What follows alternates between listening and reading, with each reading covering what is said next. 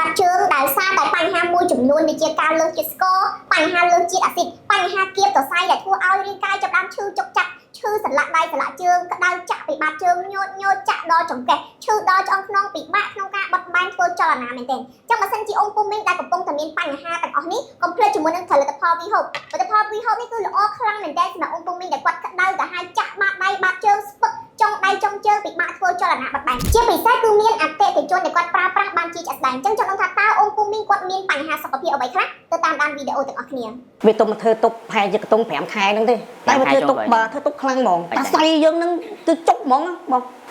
ចង់បើកពួនជើងយើងហ្នឹងសងខាងហ្នឹងដូចតឹងហ្មងបាទតឹងមកឲ្យកូនហ្នឹងជន់រាល់ថ្ងៃណាក៏ឲ្យកូនមកជន់ដែរដេកយំទីណាហូបឆ្នាំលើស្គរនឹងរាប់ខែមកដល់ហៅនេះនៅតែក្តៅដេកមិនបាន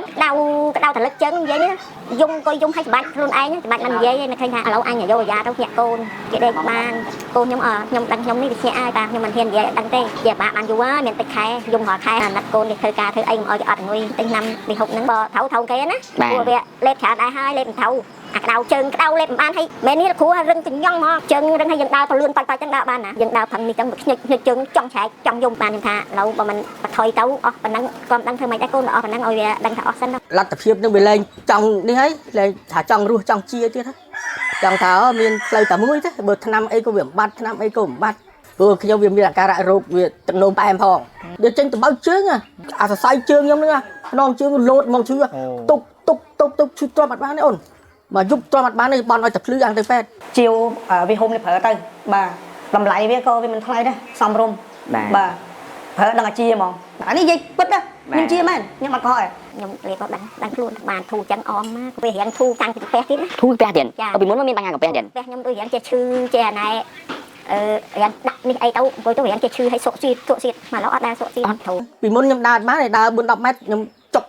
ជើងអង្គុយឈរគាត់បានឥឡូវខ្ញុំដើរបានរាប់គីឡូដែរក្នុងចិត្តខ្ញុំសប្បាយចិត្តឡើងវិញខ្ញុំអស់ទឹកចិត្តខ្លួនឯងខ្ញុំថាខ្ញុំឈប់បំរើការងារខ្ញុំធ្វើការឲ្យគេឡើងកើតហើយតែឈប់ឲ្យសុំគេឈប់មកដល់ឥឡូវនេះខ្ញុំមានកម្លាំងកំហែងដូចដើមវិញបានថាខ្ញុំដល់ហើយសំងាត់នេះមែនទេមើលណាមានអាការៈចឹងហើយគឺចាក់បាត់ដៃបាត់ជើងមកពេលយកអីសម្រាប់បានទាំងទាំងកសក់ទាំងកសំអីក៏